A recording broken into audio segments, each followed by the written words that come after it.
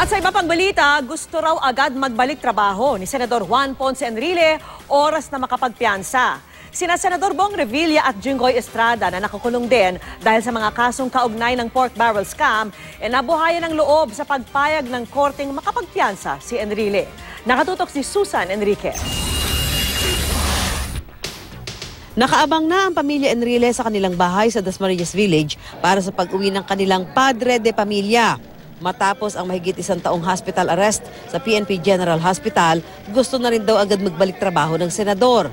He'll probably drop by the Senate muna and then after a few days go to Cagayan. And and spend time with us. The first thing he told me yesterday was, I need to settle the bill here in PNP General Hospital. Ayaw niya mag-iwan ng utang doon. Nagpasalamat din ang isa pang anak ng senador na si Jack Enrile sa mga mahistrado ng Korte Suprema sa pagpayag na makapagpiyansa ang ama. Ayon pa sa dating kongresista, tutulungan nila ang amang depensahan ang sarili mula sa mga aligasyon ng katiwalian. Ang mga pamilya naman ni Senador Bong Revilla at Jinggoy Estrada na kapwa nakakulong din dahil sa kasong plunder kaugnay ng pork barrel scam, nabuhayan ng loob sa pagpabor ng korte na makapagpiyansa si Enrile.